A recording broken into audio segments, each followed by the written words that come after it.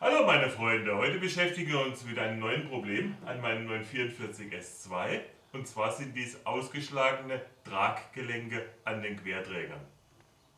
Zur Demontage der Querträger bockt er die ganze Vorderachse aus und dann ist es eigentlich geschickter und macht das Rädchen weg. Ein kaputtes Traggelenk erkennt er daran, dass es hier Spiel hat. Das hat deutlich Spiel. Hier erkennt er schon vom Prinzip her, dass der Abstand geringer ist. Und wenn wir hier versuchen zu hebeln, dann hat es null Spiel. So ist gut. Für den Ausbau der Querlenker muss der Stabilisator ausgebaut werden. Dafür gibt es aber einen Extrafilm, den schaut ihr euch jetzt an. Die Luftleitbleche an der Bremse macht er auch noch weg, hat man ein bisschen mehr Platz. So ein Querlenker heißt bei manchen Herstellern auch Dreieckslenker. Und das kommt daher, weil er an 3 Punkten befestigt ist. Einmal hier am Tragegelenk und zweimal an der Karosserie. Hier ist es unkritisch, das ist nur eine durchgehende Schraube, aber die hintere Befestigung hat eine Einstellmöglichkeit und zwar wird hier der Nachlauf eingestellt. Das ist diese Verstellung hier unten und hier steckt ein Exzenter drin. Hier müssen wir die Stellung markieren. Ich markiere die Stellung des Exzenters hier.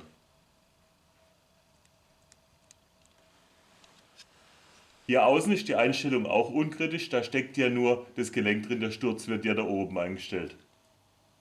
So, dann machen wir mal tüchtig Sprühöl auf alle Teile.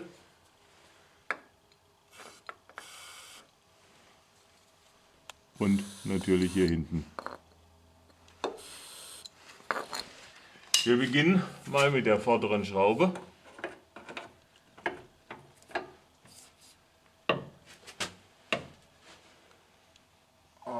Die löst sich auch schon. Machen wir mit dem Trägerbar und dann geht es mit der Ratsche weiter.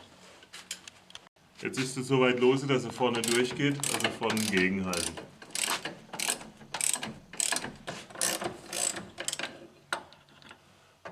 So, genügt mal. Dann probieren wir es hinten am Traggelenk. Die sitzt aber gemütlich. Jetzt dreht die andere Seite schon mit, das heißt wir müssen gleichzeitig auf der Gegenseite kontern. Okay, mit Gegenhalten und sie kommt. Jetzt können wir schon mit der Ratsche dran. So, dann können wir das jetzt genüsslich mit der Ratsche rausschrauben.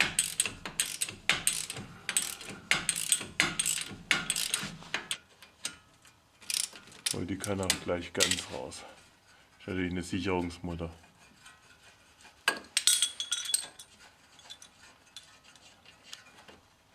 Und hier hinten brauchen wir rohe Kräfte.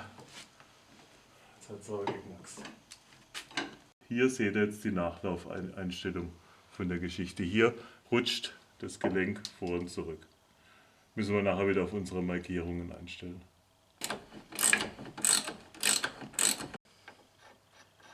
Dann kann das Ding und seine dicke Unterlagsscheibe runter.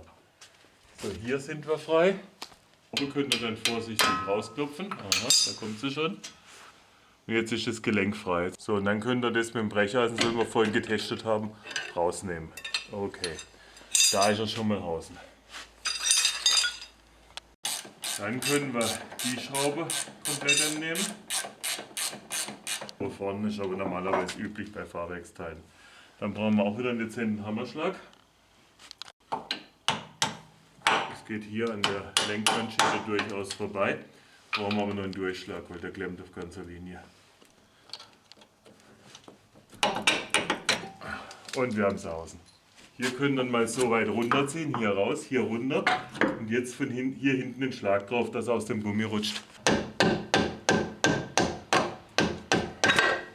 Und wir haben das Teil. Fahrwerk sind wir Grobmotorik. Bevor wir jetzt anfangen, das Gelenk zu zerlegen, reinigen wir mal die ganze Geschichte gründlich, dann sieht man nämlich mehr, wie die einzelnen Teile verbaut sind.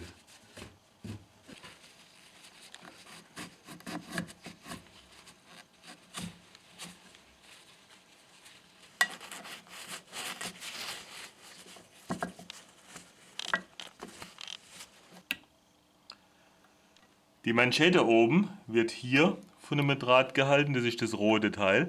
Der geht hier überlappend und da gibt es noch einen zweiten Draht, der sitzt hier oben drin. Der obere Draht besteht aus einem Stück, der muss da komplett drüber gequält werden. Bei dem Draht geht er mit dem stumpfen Schraubenzieher drunter und dann einmal außenrum gewickelt und ihr habt ihn. Dann nochmal und das war er. Jetzt kann das Kugelgelenk unten runter und dann geht es auch gleichzeitig oben drüber. Und dann könnt ihr den oberen sogar lassen. Und hier erkennen wir unser Problem, da ist die Plastikschale und alles komplett ausgeschlagen. So, für die Schraube des Traggelenks machen wir es folgendermaßen. Die Schraube überholen wir, indem wir das Gewinde nachschneiden. Eine neue Sicherungsmutter brauchen wir natürlich. Ich habe nachgemessen, es sind ganz normale M10, kein Feingewinde. Also 10 x 1,5. Gewinde, Tropfen Öl drauf und einfach einmal durch Schneidereisen gezogen, dann ist gut.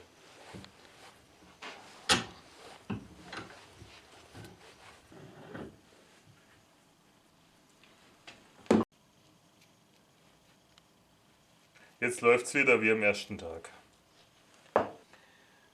Bei den Schrauben an der Innenseite machen wir das gleiche. Jetzt müssen wir hier allerdings aufpassen, das sind keine Standard 12er Gewinde. Das ist M12 x 1,5. Also müsst ihr aufpassen, Mutter muss natürlich dann auch M12 x 1,5 sein. Ein gut sortierter Haushalt hat natürlich auch sowas.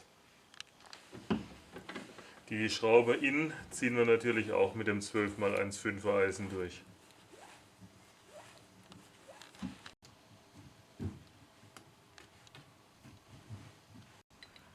So, da der Exzenterbolzen am Fahrzeug blieb, müssen wir das Gewinde von dem natürlich jetzt hier nachschneiden.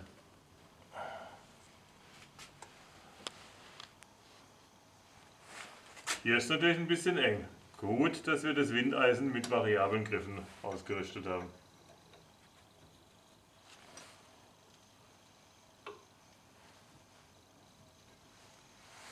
Reicht jetzt dafür. So, nehmen wir hier gleich die Eckschwert. Für die Reparatur des defekten Querlenkers gibt es nun 3 Optionen. Nummer 1, man tauscht nur dieses Gelenk aus. Dafür gibt es Reparatursätze. Die zweite Möglichkeit ist, man nimmt den Querlenker, schickt ihn an eine Firma, die einem das neue Gelenk einbaut. Die dritte Möglichkeit ist, man verbaut einen neuen Querlenker von Porsche. Beim Einbau der Teile macht er schön Talgum drauf, sonst quietscht der Porsche nachher vor Freude.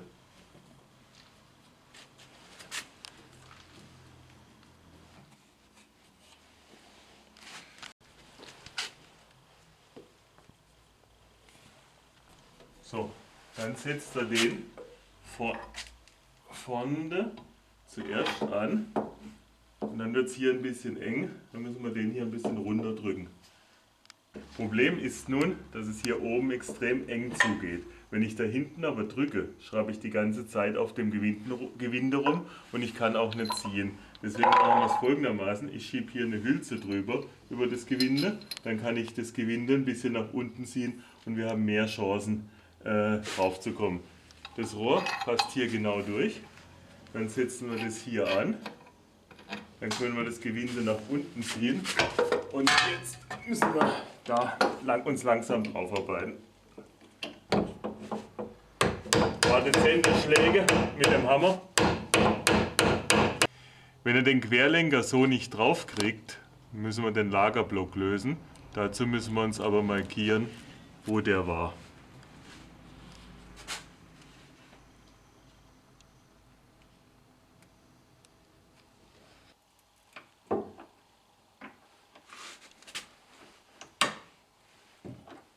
Zum Glück gehen die Dinger gut los.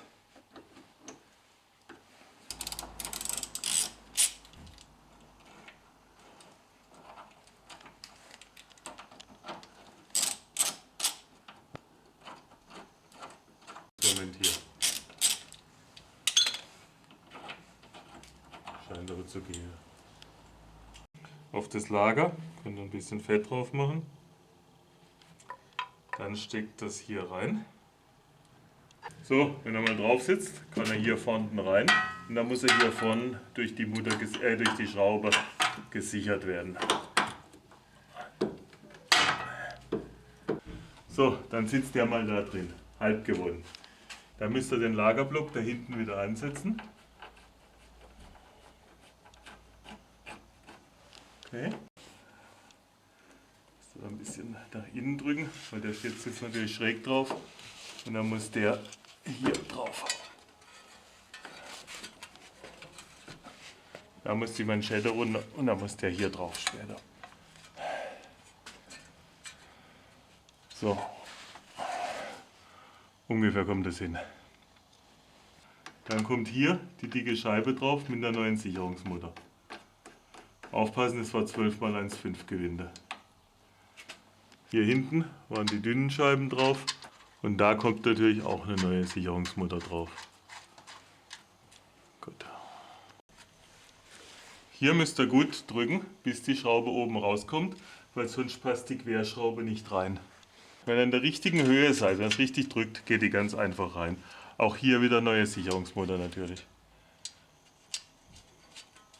So, jetzt müsst ihr den langsam hier so festschrauben, dass der wieder auf die gleiche Lage kommt wie vorher. Aber um ehrlich zu sein, so arg viel Spiel hat er gar nicht. Das gleicht mehr die Ungleichförmigkeiten der Karosserie aus. Der passt ganz genau.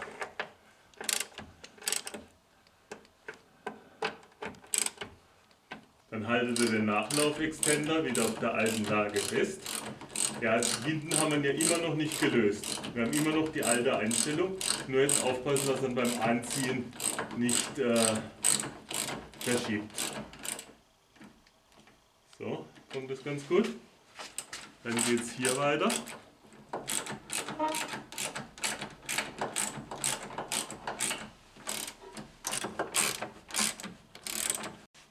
Gut.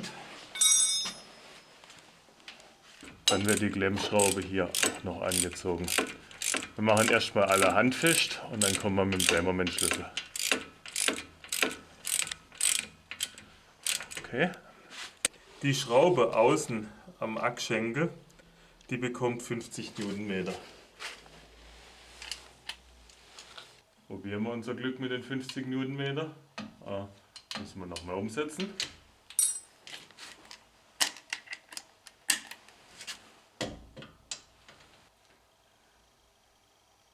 Und 50 Newtonmeter. Die Schraube hier bekommt 65 Newtonmeter. Okay. Und 65. Die Schraube hinten bekommt seltsamerweise 85. Ich habe es aber zweimal gelesen. 85.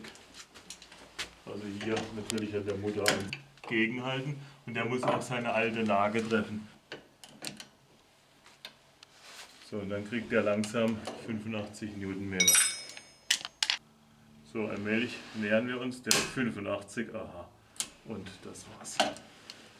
Die Stellung hier hat sich jetzt null verändert. Das könnt ihr an der Maige noch mal sehen. Die Maigen am Block, die alten Abdrücke stimmen, da haben wir kein Problem. Und auch die Maige am Nachlaufextender stimmt wieder genau überein. Da brauchen wir uns also keine besonderen Kopfschmerzen über die Einstellung des Nachlaufs machen. Das ist mehr, wenn man den ganzen Querträger, die Karosserie austauschen würde, hätte man da Probleme. Aber wir sind ja genau auf den alten Positionen. So, der Lagerblock wird mit 46 angezogen. Einmal 46,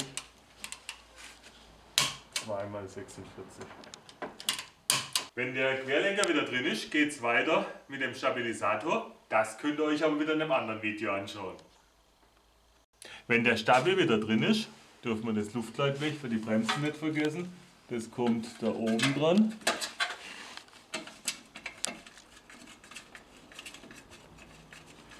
Anzugsmoment für die Schräubchen sind 10 Newtonmeter.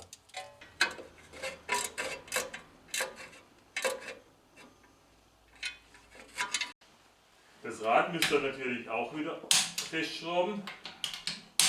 Und dann können wir mit unserem neuen Querlenker eine Probefahrt machen. Ich sage euch schon mal Tschüss, bis zum nächsten Video.